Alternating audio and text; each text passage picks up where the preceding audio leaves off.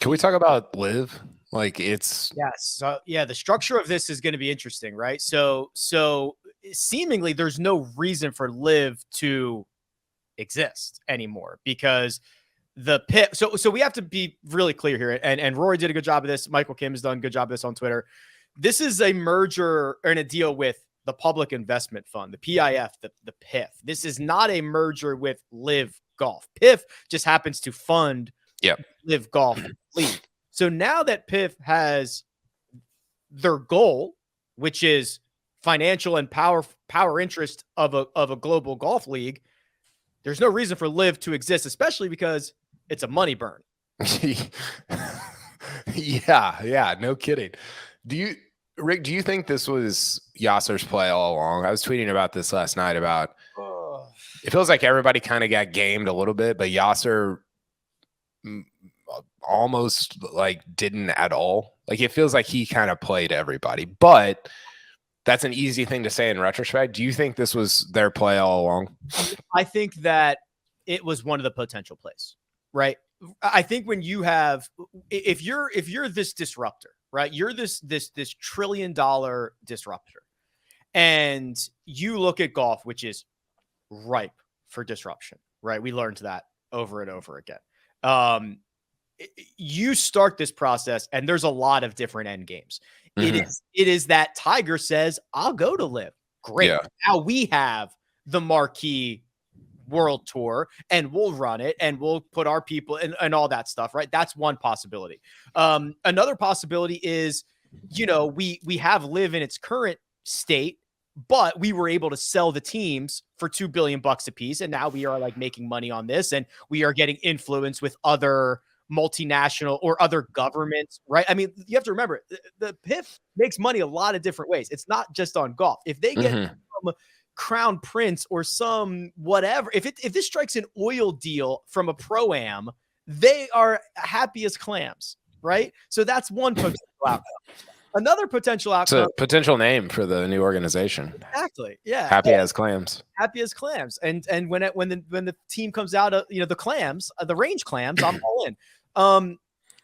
One of the potential other outcomes is this, right? Where you got your merger and you got your influence, right? So I think it's really difficult to say that this was the master plan and they got it figured out, because I think there were a lot of different outcomes that range from okay to good to great. The sacrificial clams, perhaps. There you go.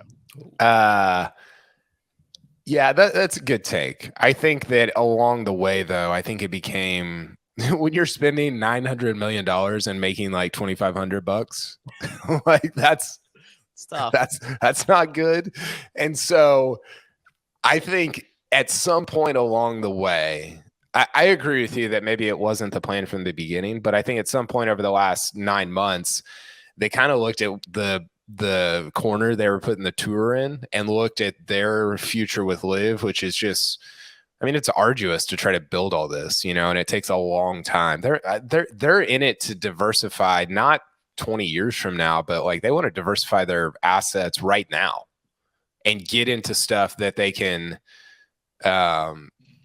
like blow out over the next 20 years, not build up over the next 20 years. And so I just think at some point over the last 9 months, they looked at it and this became like to them the obvious solution, because it's what they wanted at the beginning and then they didn't get it. So they're like, whatever, we'll go do our own thing and we'll see what comes of it.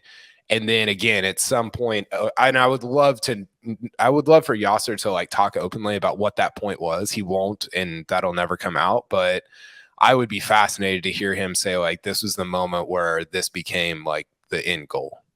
Yeah.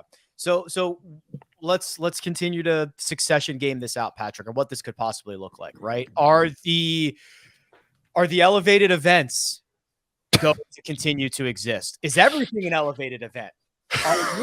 Are LIV events an elevated event? The schedule that we've LIV events are gone, right? Okay. My personal opinion is there probably won't be a LIV schedule next year. Those guys will get somehow reinstated. I think all the purses are going up. And I don't know. Will there be? I mean, we've spent a year talking about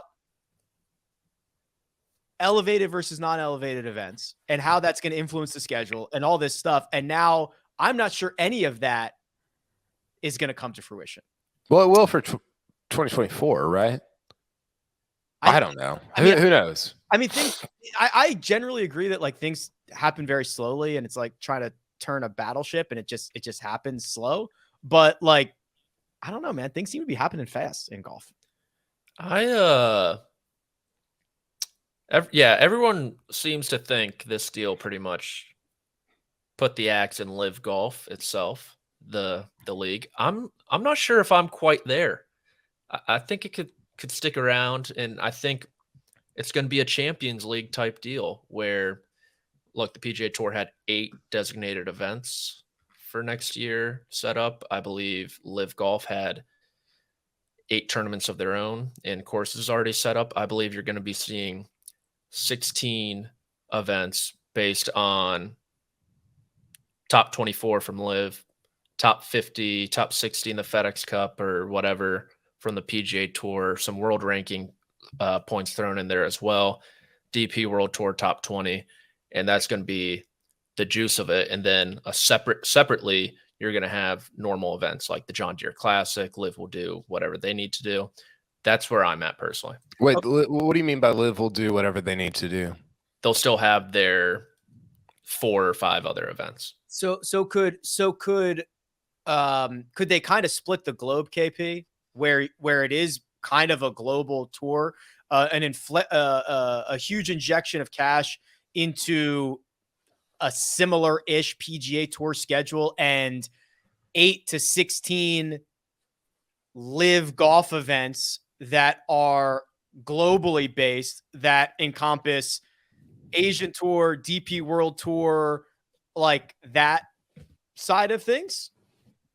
I mean, they could do a lot of different things, right? Which I think is what's interesting about yesterday because there was no details. I mean, Yasser and it feels like Yasser, Ed Hurley, Jimmy Dunn, and Jay Monahan were like, hey, let's start a company. It'd be like us 3 saying, let's start a company, and then going on CNBC and saying, hey, we started a company.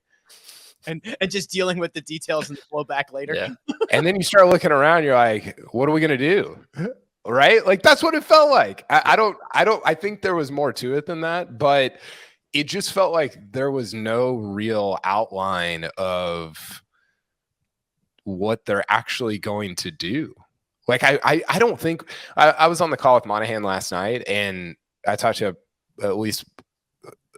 one player this morning who was in the meeting, and there was like no details on the call last night and no details in the player meeting. And I don't think it's because he doesn't want to disclose details. I think it's because there aren't any that exist. I mean, even in the CNBC, I mean, it was just very much just like, we've agreed that we'll figure it out. Yeah. Well, and the other thing that so 2 things that nobody's really talking about. One, people are talking about them, but not prominently. One is this going to get blocked legally? Patrick, that might be more your forte than mine. I'm way out over my skis talking about the Department of Justice, but could this legally get blocked? And 2, I talked to somebody, a different player yesterday, who said, like, listen, the policy board has to vote on, I don't know what they have to vote on. They have to vote on something here. That's made up of 5 executives and 5 players. I don't remember. Do you remember the players, Rick? Webb, Rory, Cantlay. I can find out. Malnati, Peter Malnati. Yeah. So do they have the votes? And Charlie Hoffman. What a pool. I think you could get one player to flip in that easily. Rory? Or just whoever? Monahan and Cantlay are pretty close knit as well. I know that. Yeah, I think you're right. Like, I was talking to my wife about this last night, and she was like, when something feels this inevitable, it just works out. Like, there's not going to be a player blockage. There's not going to be a Department of Justice blockage. And I think I agree with that. But those are definitely hurdles that they'll have to navigate over the next however many months.